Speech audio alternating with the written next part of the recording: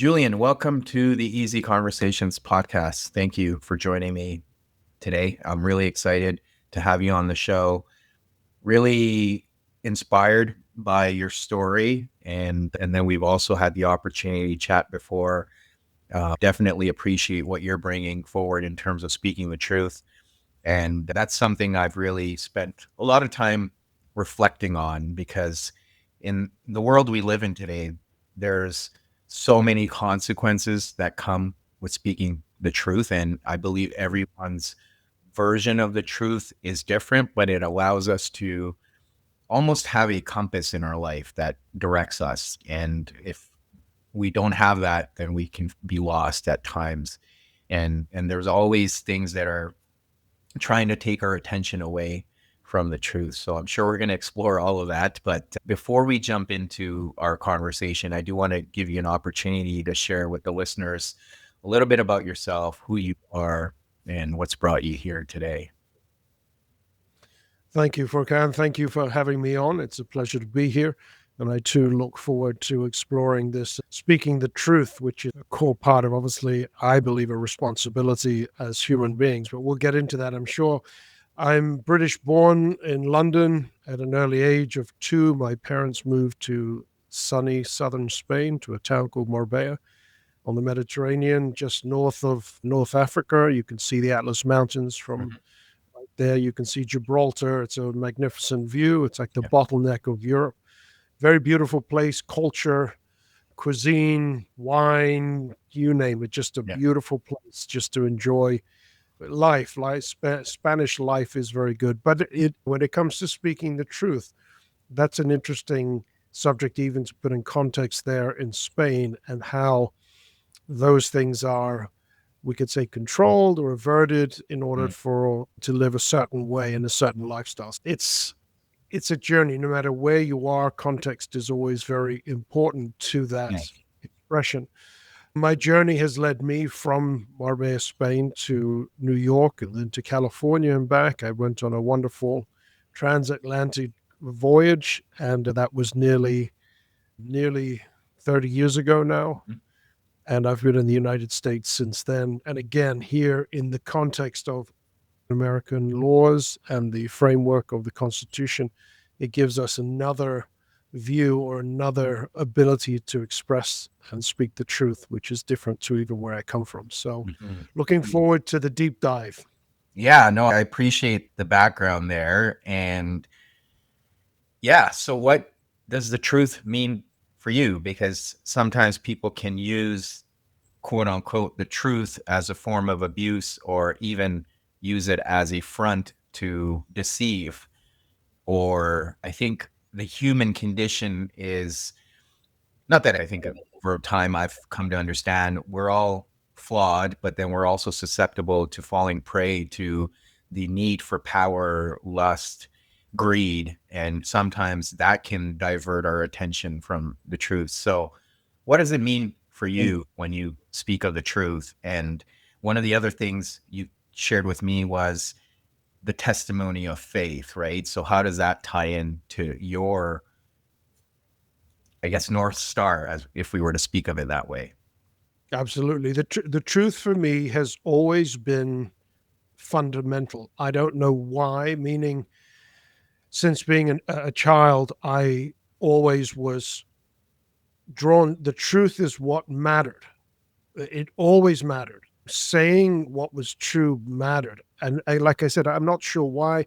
I don't think my upbringing was particularly geared towards that. I would say, an average sort of normal, chaotic upbringing in the Western world. Yes. I grew up in Spain. I was from a different culture technically, but no matter where I was, the truth was something really important to me. I'll give you like a little anecdote. As a young boy, which as far back that I can remember, I was an avid seeker. I was always a seeker, and it was either in nature or it was in Spain. Facilitated a wonderful childhood. As a young boy, you could just go out and roam all day and be gone by yourself in the woods, in nature, in the beach, and the sea. It was just as safe as can. There's one of the reasons my parents moved there from London. At that time, London was a, excuse me, a much more dangerous place, and just the sort of city life. And they had two new children, two boys, and young. I was 2, my brother was 4. And so they wanted a safe place in Spain, even at the time was still under Franco, 1972, was Hmm. extremely safe. It was just one of these places where you could drop your wallet in the street and it would be there an hour later when you walk back, that type of thing. But for me, growing up in that, when I try to recall in my own life and you pursue an understanding of what it is, why is it the truth to me, particularly, and maybe not so important to others that I know?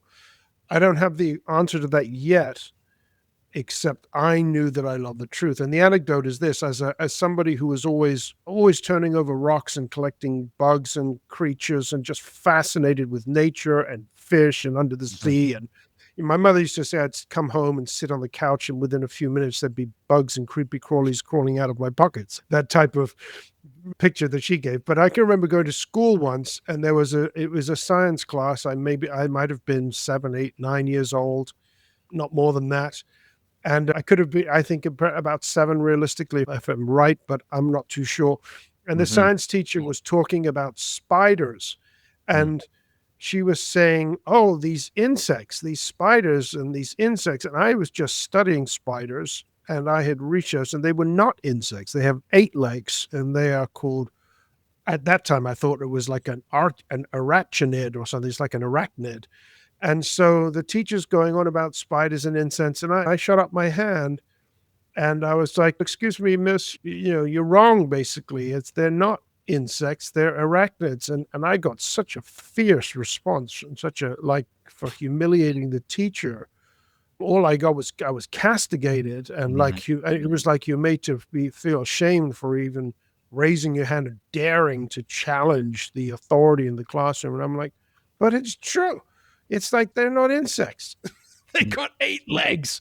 And so that's where I can go back to that type of part of my personality. Throughout my struggles, my growing up, my early death of my father, becoming an atheist, becoming a bitter and angry, hurt young boy, no one could give me the answers. Again, the pursuit of truth. I went to everyone around me. Why?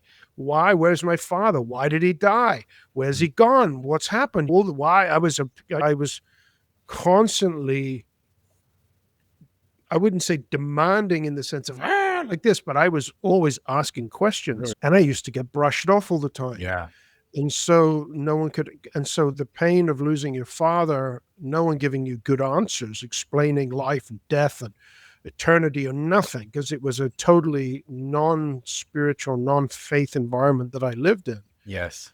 It just led to deeper darkness and Hmm. anger and bitterness and woundedness as a young boy. And I go through school like this, and again, nothing. It's just frustration. And I go through years. But my pursuit of the truth continued, and it was amplified. The older I got, the more questions I had, the more darkness came into my life. And I lived a very, and it's a wonderful journey. I went through so many dark times of discouragement and wanting to take my life and wanting to end it all because of the frustration of not knowing and not being able to looking at the incredible world around me, the world of nature, the created order, the beauty of flowers and stars and fish when I was spearfishing, and just I would be hours under the water just fixated by like little floating jellyfish that were like passing by my goggles. I mean, just look at this thing. It's just like green and purple and pulsating and transparent, and just you're like in awe of nature. But it fueled the frustration because the more I pursued the answers, the darker it got because nobody was like the people around me. I lived a very hedonistic life at that time because I turned to drugs and alcohol as medicine for the Yes. pain.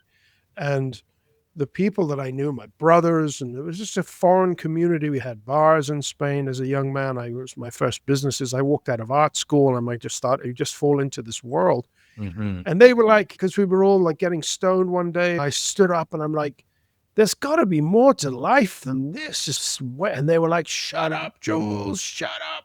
It's eat and drink, for tomorrow we are to die. It was like the mantra of classic hedonism there. So that was it, nothing helped.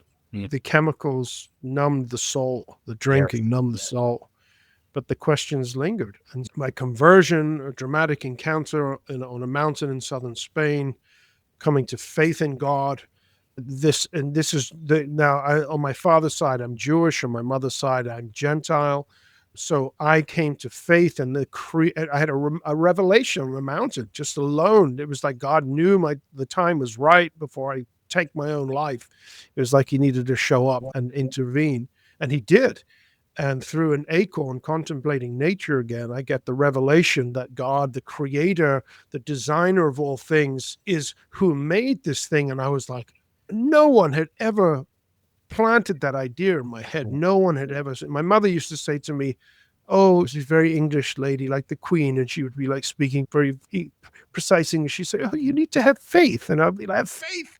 That's not an answer. You got to give me a reason. You got to explain why I need to." "Oh no, you need." She had this very sort of simplistic, shallow faith. But it was faith. She believed something. I didn't. I was like, because I needed something to explain it. So again, that the desire for the truth, to see how things work, to understand why, those questions, life and death, purpose. God was obviously hearing my heart's cry and then revealed himself. So I go from atheism to theism. I'm not yet a Christian. I'm not yet a follower of Jesus. I go then through another period of seeking spiritually now to understand I have this encounter on a mountain, and I'm sitting on the porch of my home with my little dog all alone. And I'm like, so now what? Okay. Everyone else around me thinks I'm a nutcase because I start saying God exists. And they're like, shut up.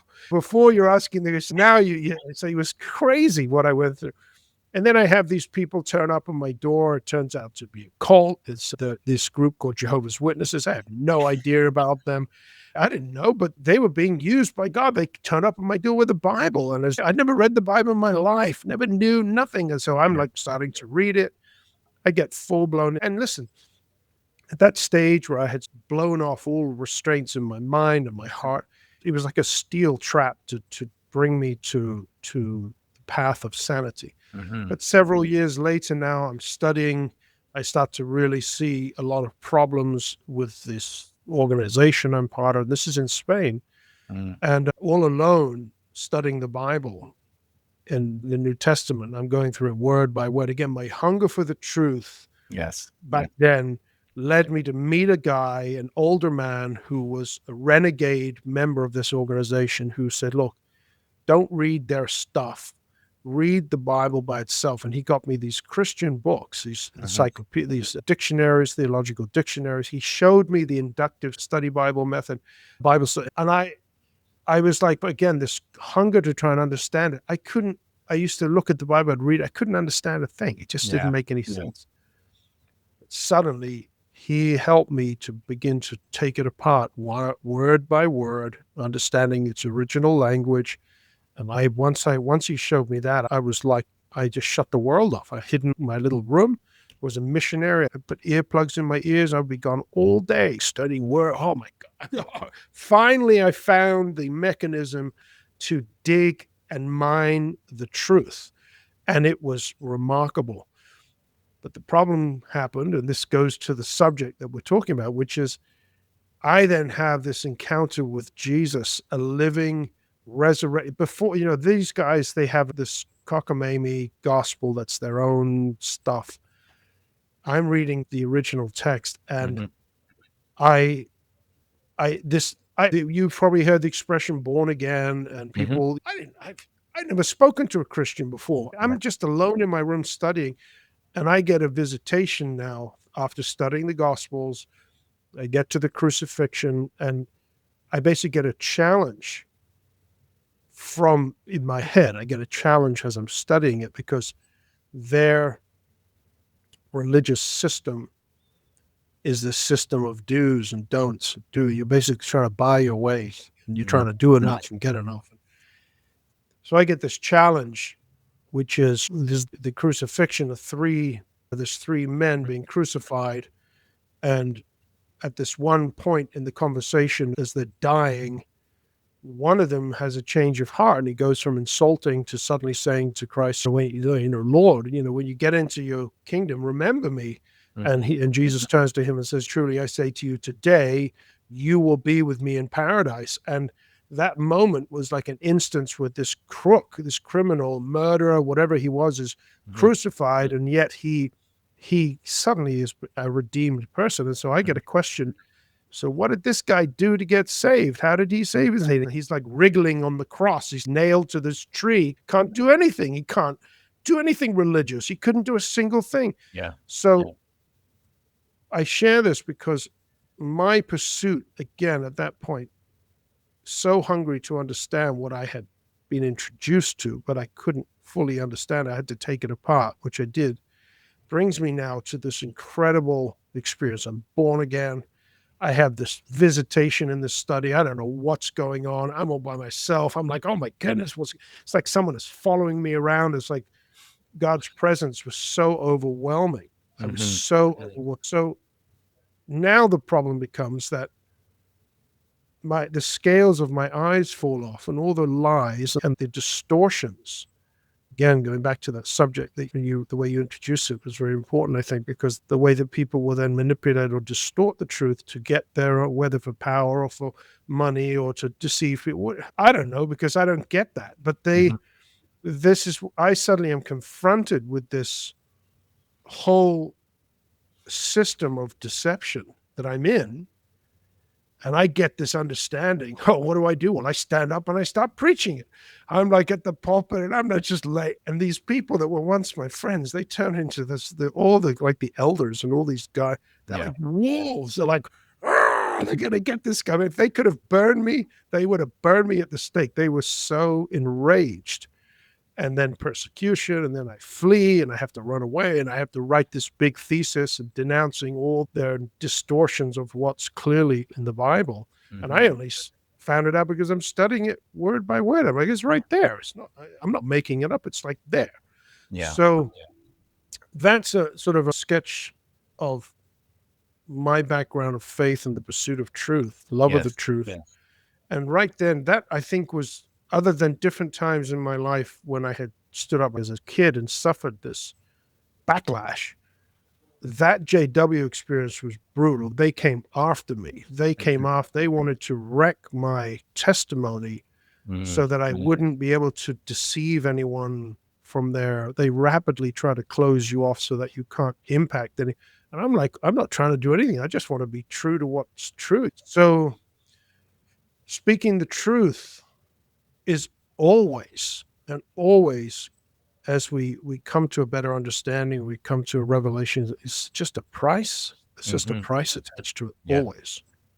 Absolutely. And I appreciate you sharing all that, because what I'm hearing from your story is you've always been a curious individual, which can be a blessing and a curse, right? Yeah. And Yeah. in early in your life, just being that curious individual, sometimes, and I relate to a lot of your story, you often get misunderstood because you're the black sheep, or you're Mhm. questioning the system or the status quo. And then I think when you don't have that ability to fully comprehend things, it's easy to feel like, yeah, you're separate from everyone else. Maybe you're different. Maybe there's something wrong. And that's where I think for you, it became pulling away from faith in a way, or becoming an atheist, but then even struggling with that to the point, like you said, it was like hedonism, which then led to perhaps depression and some of the Sure. suicidal thoughts that you had shared at the age of 18 with me. That's where that was coming up.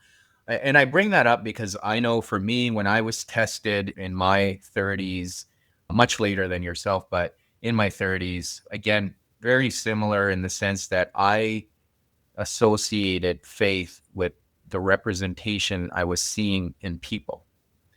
And that made me question everything. And I went down the hedonistic path too, and often waking up just self medicating and just trying to figure out a way that somehow I can end the pain I'm feeling, until I Sure. was able to zoom out and realize that I'm the one who's creating the pain. I'm the one who's creating the suffering. And there's way more to life than this day in, day out of this hedonistic treadmill. And I Sure. can get off. I can get off today. And when I did, things started to shift and things started to come together. And very similar to yourself, I started receiving information, which sometimes can be overwhelming, but at the same time, it's a gift because you know that there is something revealing itself to you. How is that now being able to confront all of that and reconcile it? How has that shaped your current life? Because the journey and the struggles and the battles haven't ended for you. So, in the current chapter of your life, you're dealing with the whole role of an activism, fighting for free speech. How has that come about, and what have you been doing with that? Yeah, again, it goes back to coming to America, finding out, beginning to undo the prejudices that I had, because you grow up in Europe, you have a lot of prejudice, a lot of anti-American sentiment, just this whatever. And I came here, and the longer I stayed, it was like, hold on a second. That's all rubbish what you learn. It's just nonsense. It's not true. Everywhere I turned, it was, yeah, of course, there's problems. There's problems. There's problems everywhere. Mhm. But the heart of the matter was like this nothing. No, so I fall in love with America, and I fall in love with the history. And obviously, as a believer, as a follower of Jesus, it's the Christian history to me that Mhm. I resonate with. And then how the thinking of when you trace and follow the development of the acceptance and of the Christian faith in Western society, in the United Kingdom, for example, in Europe, in these countries where it took root and then spread, and how it began to affect all of the thinking and culture. And so years later, in the 1600s, 1700s, when you started getting into all of the Reformation thinking, which is really always going on no matter when. And I think this is part of our conversation, that people who love the truth, you're always seeking to reevaluate and see where we're going. Are we on the right track? And if you're willing to ask the hard questions and then reevaluate and retool the system and retune it so that you can keep going in that. So the spirit of the Reformation throughout, what I would say, Christian history, then affects the thinking of cultures, and then laws, and then the way governments are established, and principles and values are expressed through those ideas and through those laws. So I come here and I find out about the Declaration of Independence and the Constitution. I'm like, wow, look at this. This is really cool. This is like amazing. Oh, this is a license to be free. This is a license to believe. This is a license to proclaim what you believe freely.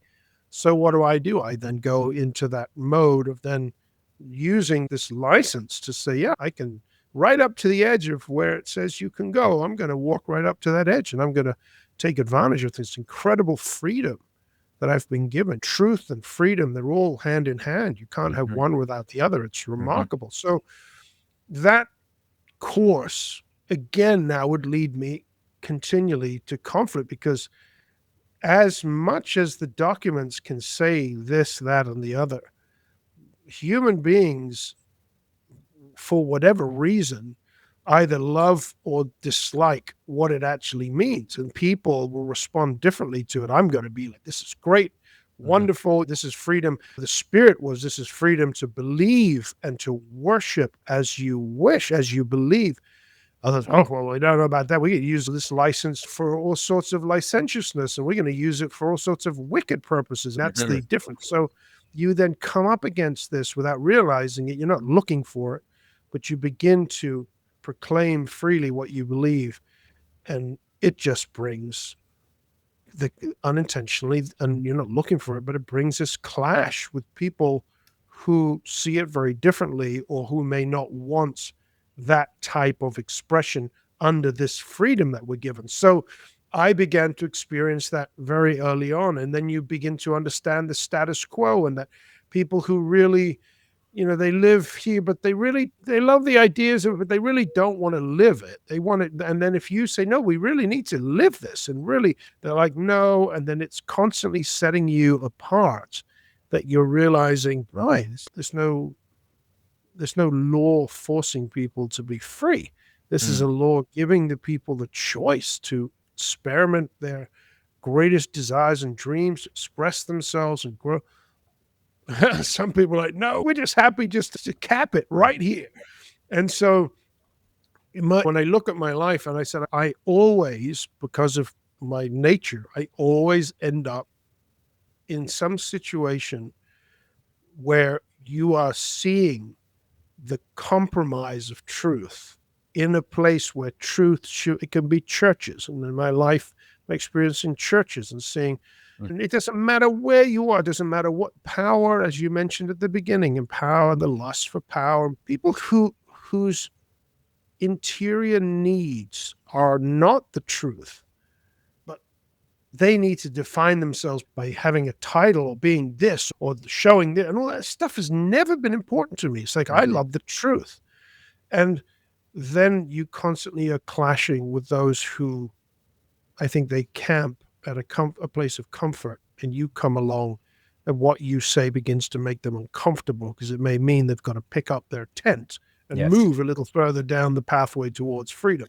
Yes. And I've experienced that. So when it comes to free speech and learning and understanding those rights that have been given to us in this amazing country, Hmm. again, I begin to experience the conflict, even in government, then, because that's what leads me into this battle, which I've been in for 8 years now.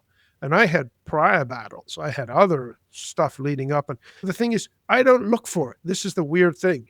It's like you're just trying to live your life faithfully to your belief and your conscience, and boom, you just come head first against these obstacles. Yes. And that's led me to this. But at the root of it, Furkan, is that I'm the type of person that I'm not go I will betray myself. I will deny my reason for being if I don't hold true to those ideas. And that's Hmm. what you mentioned at the beginning, the price, the cost. Where am I now? What does it cost me today? What does it cost me? A lot.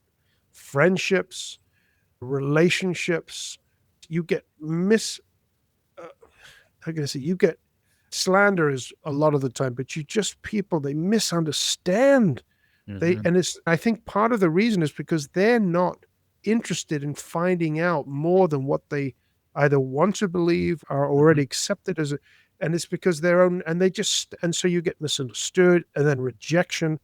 The pathway of loving the truth is just a pathway of rejection. And then you have, and we talked about this at the beginning in our first conversation, and we have to ask and say, that's why a lot of people will shy away from it because they get a sense of the pain that may come Hmm. if they speak. And it's true. It's you can either say, you know what, for the status quo, if you're looking just if you're interested in position or power or Hmm. prestige or wealth and all these things, if those things are more important to you than the truth, then you will choose to just, I'm going to Yeah. just go for these other things. And Yeah. that, what does it cost me? A lot, a lot. Mm. And then you say, so what am, and I said this to you in the first conversation, what are the alternatives?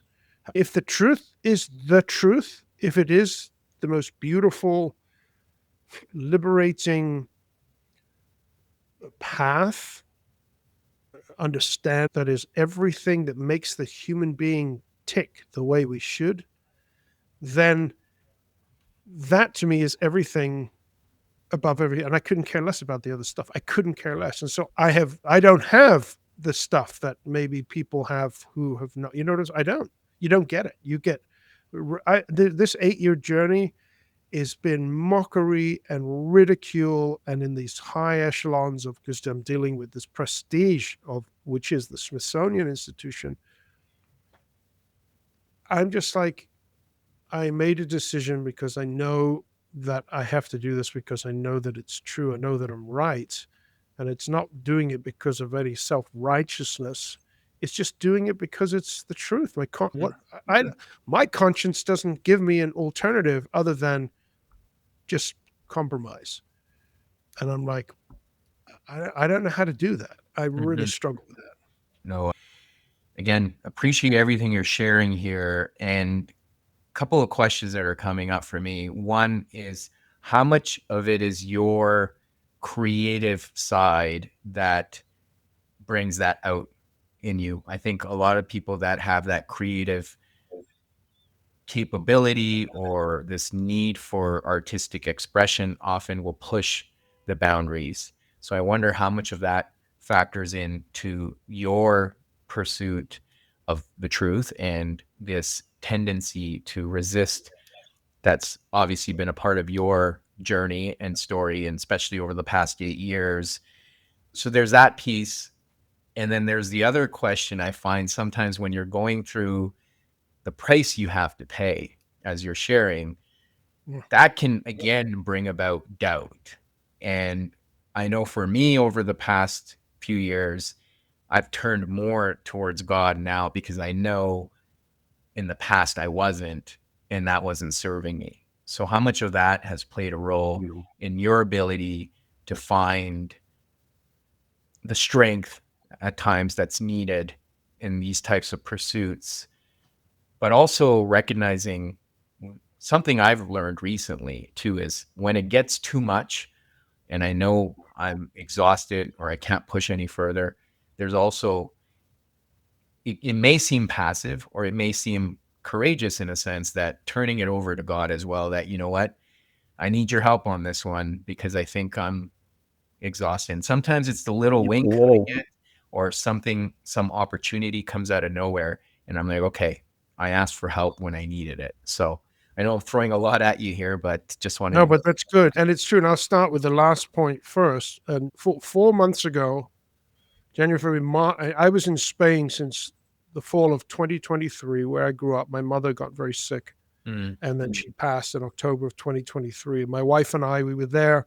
Our kids grown here in the US at university, and we went there for a sort of long term to care for her, and she passed sooner than we thought. hmm And a wonderful woman and a huge blessing on my life she was. But we stayed, and I it was wonderful for me to be there because obviously it's my hometown, and as hard as it was because the mourning period was really real. My father died, like I said, when I was very young, so my mother was like mom and dad. Yeah, is all you had, and so she was really someone who really cared about me, and I had a great relationship with her, and it was a really big blow when she passed. And so that mourning season then led us to say, "Hey, it's really beautiful here. Why are we going to go back?" And a lot of things that happened, even in my journey, even in the politics that I'd got in, again, speaking the truth. So it's like, I was at a place where I'm like, hey, this might be a nice thing to do here. Can we stay? Can we do this? Can we live? Can we afford this? And we managed to make that decision and do it. And Spain's an affordable place to live. And especially when you've grown up there and you know a lot of people and you can just plug into your own life. It's like there's a lot that can happen that's beneficial. So, but 4 months ago, I was on the beach in Spain, and I had been in this battle. I had been in this litigation and the second litigation, and the things that were going on were so discouraging to me that I was walking on the beach at 4 in the morning, looking up at the stars, and I'm like, I worked so hard. I pushed so hard. I gave my all, and now I'm here and I couldn't care less about it anymore because you reach that place of like fatigue. You're like, I don't want to deal with this. I'm not going to reappeal the second case. This judge in the second case is the hostility from the bench that I've experienced. It's so demoralizing again because you've pledged this allegiance. You become a United States citizen. You fall in hmm love with the law. And then you find the people. See, America is only as good as the people, the moral values of the people that are in positions of authority to uphold those laws and enforce them and adjudicate as a judge judicially those things. But when you get people who are just off the deep end and they come fiercely against you, even from the bench, you're like, what in the world? I'm like, forget this. I was 4 months ago, I was like, forget this. I don't want anything to do with these people. I didn't even want to be an American anymore. I was so discouraged. I was so just dragging myself around in the sense that it's like I'm so sick to my stomach because, again, it's so clear what it says, but then it's about the people who are responsible to do it and to enforce it and to uphold it and to live it. And so when you're in a powerless position, like I'm just nobody, I'm just a simple guy, just try to be true to my beliefs, try to be true to my conscience, trying to be true to God, trying to be true as a citizen. I became a citizen. I swore this oath to uphold the, no, it's just you defend. I really just gave it all up. Similar to what you said, you just let go. And you're like, I couldn't, I was so discouraged because I had spent so much time and effort and resources and money and all that I had invested in this battle. And when dealing with an adversary of such scale, it's and power. The remarkable thing is he's so able to do such marvelous things in us, in me, in the midst of this struggle. And out of it came the book that I wrote, Odious and Cerberus, An American Immigrant's Odyssey, and his free speech legal war against Smithsonian corruption. That was a huge undertaking. That was a huge accomplishment for me. All of these, in spite of all the difficulties and disappointments, the journey has so many blessings that come my way. I grew, I matured. I went basically to law school all by myself for those 4 or 5 years of intense study. It benefited me so many ways, but I still got booted off the mountain, basically. And that's the story of the book. Even that when the Supreme Court rejects my petition, which by law they were obligated to take because I brought to them an unanswered question of federal law that nobody had ever asked. Nobody had ever brought the Smithsonian to the highest court of the land. And part of the reason is because the chancellor of the Smithsonian Institution is John Roberts, the Chief Justice of the U.S. Supreme Court. So he's sitting at the top of both of these organizations. So he recuses himself, and the other justices, they throw up their hands. And I'm like, what? The free speech of one man, and this is what I believe how they can. They said the free speech of one man is not as valuable as the prestige of all of this other stuff.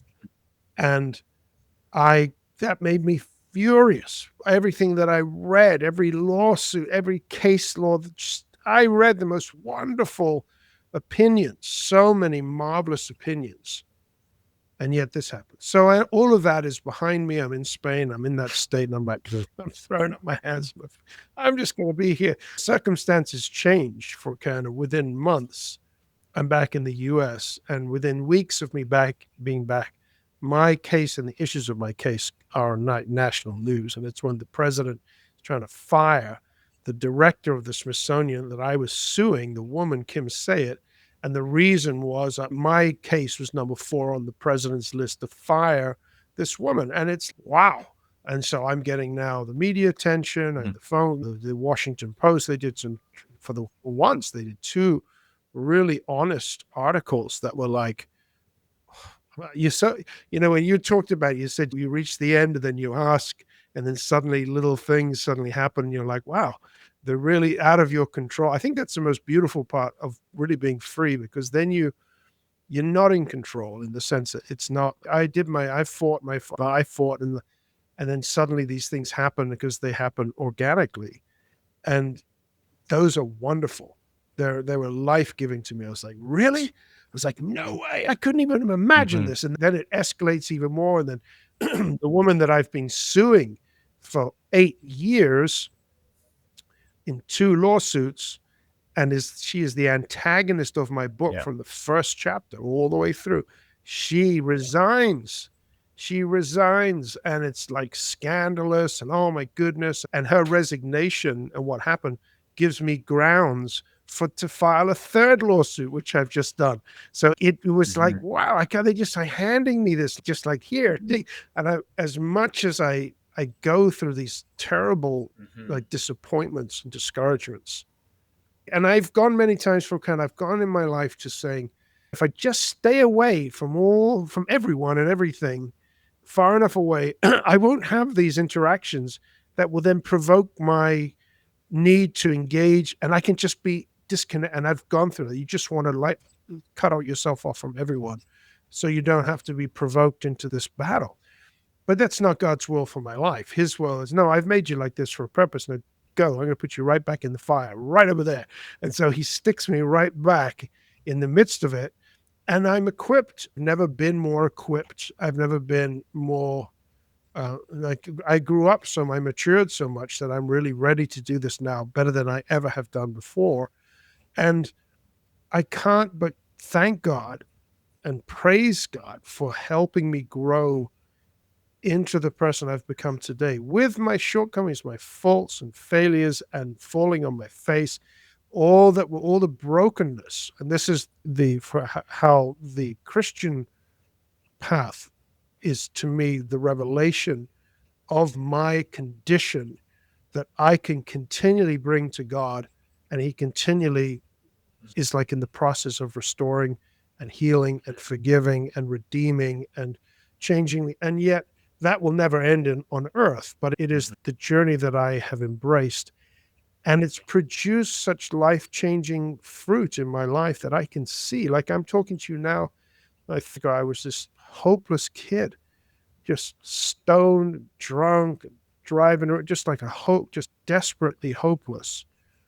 And now you lock into a purpose that's so much bigger than yourself. So I think when I think of the questions you asked, that first part there, then going back to the first question about the creativity aspect of the why, or maybe creatives, I think I believe everyone is creative. I believe everybody is made in the image and likeness of God. We're all creators. When we're 2 years old and someone sticks a piece of paper in front of every kid and gives them crayons, every kid is going to make scribbles and scratches and colorful marks. There's not a single kid who will say, "I'm not an artist. I'm not going to." When you're 2 years old, everyone's doing it. It's just society has a way Mhm. of like stripping down most people, and maybe the people that have much more of a strong inclination to the arts remain there.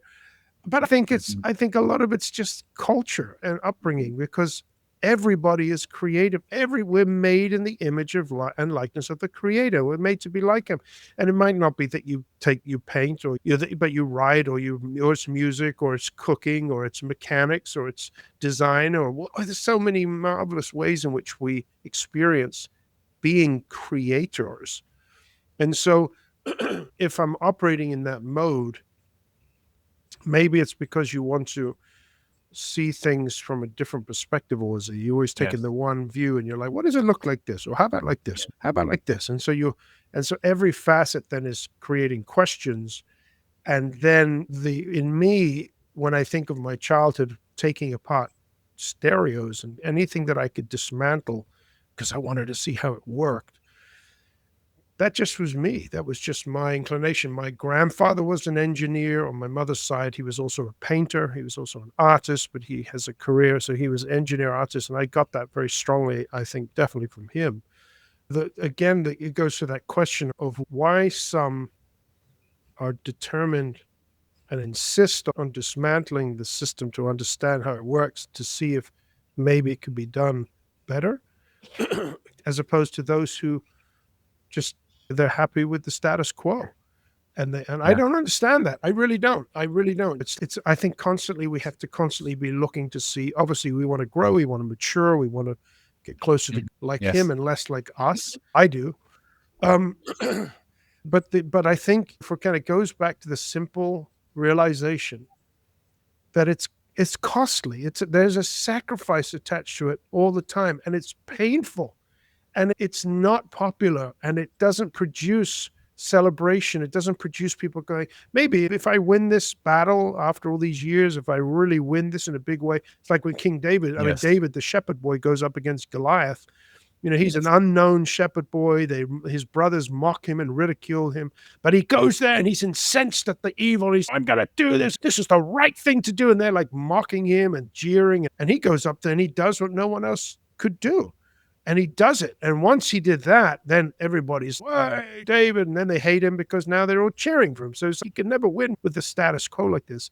But I gave it up. Then I'm like, okay, God, so maybe you'll give me this great victory. And he might.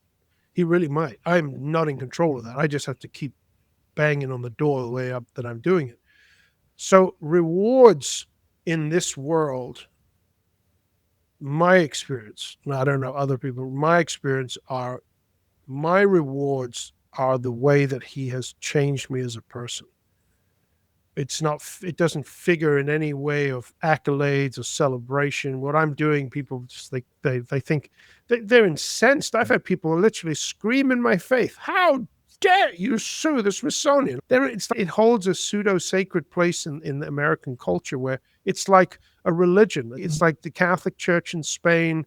It's like the royal family in the United Kingdom. Anyway, you are how dare you? Just like it's all, and you're like, Yeah. I thought this was the American thing to do. I thought this is what America, I thought this is what they did to become America. I thought that we stand up against oppression and against abuse and tyranny. When people take their power and they stomp on the little guy, I thought that's what we were all about. I think it's for some. The long and the short for me is, and I've asked myself many times, if you could have gone another path, would you? And I'm like, no, because I am a better man for it. And I think part of it is the whole concept of the covenant or the promise you make. And there's so many stories over time that we can connect with. And you shared one of David and Goliath, but it's who you become through the test.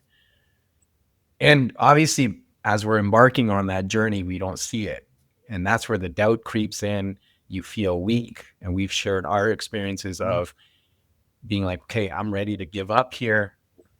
But even in that, sometimes you need that push or you need that little bit of strength to get you through.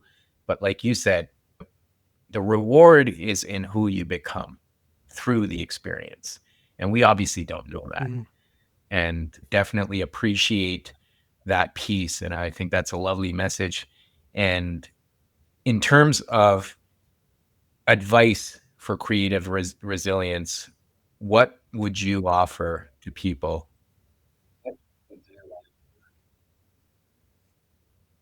Yeah, it's funny because many times, even with my raising my children, I was always pushing them towards going the route of go to university, or whatever, because I don't want you to get to go through what I went through.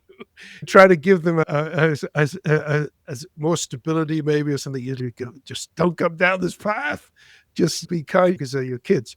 But when you try to advise people, think.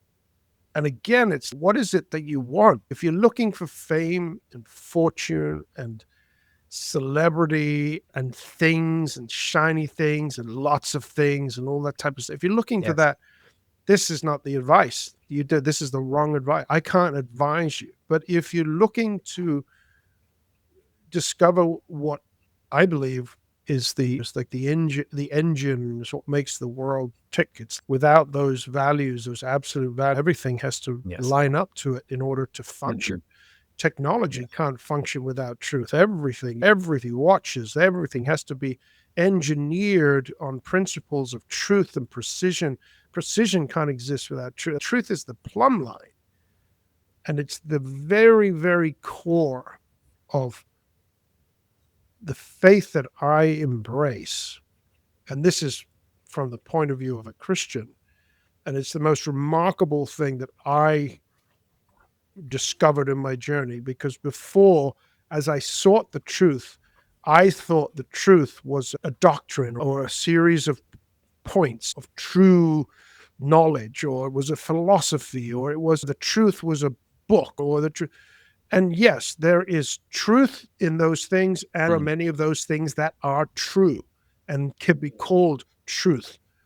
But the most remarkable revelation came to me, and I say this to the person who is going to pursue it, is the greatest revelation from a Christian point of view is that Jesus said, I am the truth. And when I meditated on that, he said, I am the way and the life and the truth. He said, I am the truth. He didn't say, I know the truth. Most people will go to religions or philosophies and great teachers, and they teach me the truth and great knowledge. And he was all of that, yes. But the one thing that was different and superseded any other claim was he says, I am the truth. The truth is a person, and that you can then have a relationship or fellowship with that person who is the truth. To me, that was like, I am home sweet home, baby, because that's everything that I have pursued. So the person who is preparing to either stand or really become faithful to their heart and what they believe is true, or pursue it. That's a goal to pursue, that it's to me, like I said, the engine of the universe. It's the only thing as a fundamental element of our existence that has to be in its Mm-hmm. right place for us to tick in harmony with life, nature, creation, humanity, the world, the stars, the universe, the galaxy, the planets, everything. It is revolving around this concept, revolving around this reality. You cannot have it. You can't go into space or on the backside of the moon. You're not going to find any lies over there. All you're going to Mm-hmm. find is the truth. It's like you're going to find rocks and sand and light and true. And so I think the rewards, once again, not that I do this for that reward. When I function, it's like in the immediate now, being true is going to give me freedom, and I'm not going to walk away feeling Mm-hmm. like I compromised my soul because I didn't say what I needed to be saying. Now, the other thing that I think is critical, and you said this again at the beginning, how people will even use the truth to deceive, or use the truth to wound people and hurt people. And you can do that. The truth is like a sword. The Bible calls it like a two-edged sword, and you can wield that thing and you can damage and hurt and malign, and you can do terrible things to people. But again, from a Christian point of view, what I embraced about, there's a scripture says that, that basically truth was revealed to Moses, but Jesus came full of truth and grace. And when we combine truth with grace, it becomes the most beautiful thing on earth, because it's no longer, it's just true. And it's this hard, cold truth. And it's, oh, you're killing me with this truth. It's now fully truth, and grace comes with it, and it's beautiful, and it's life-giving, and it's comfort, and it's encouragement, and it's everything. And sometimes it's tough, and sometimes it's going to convict us, and sometimes it's going to really bring light to our darkest recesses of our heart. But when it comes with grace, Mm-hmm. it's like you can drink that drink, you can swallow that pill, because it's with grace, and it makes it, everything is different. And so the person that is going to embark on that pursuit, or to be true to their calling or to their creative gifts, is that if you speak the truth in love, it's really speaking the truth in love. Mm-hmm. You can't go wrong. You can't miss the mark. How can anybody, speaking that, you can speak the truth and mess it up because you just blurted it out, or you said it meanly, or you said, you know what I'm saying? But you speak the truth in love, and the world can change around you. So I've been on that journey for Khan, trying to be that. And yet there are times when you have to be firm and resilient and not compromise in the slightest bit, even if you have to say it in a way that is strong or forceful, because sometimes there's a time for that too. But that's it. I think truth and love, speaking the truth in love, I think that is for me, what I've discovered has been apex No, of I my appreciate all journey. of that, Julian. Perfect way to bring this to an end. Thank you so much for everything, and really appreciate you coming on here and sharing your story and leaving us with so much wisdom. Again, really appreciated your time today. Furkan, just to reply, thank you. But it takes someone like you, and where your heart is, and the genuine soul to bring out the light, because not everyone can have a conversation like this and allow it to happen like this, because it takes two people, right? It takes a cooperation and our enjoyment of our humanity and our struggle to find those answers. And it takes your questions, obviously, to get us to that place. So Thank thank you. you. It's been a privilege and an honor. Yes, you as And well. Thank you, God bless your Julian. Really guests. appreciate it.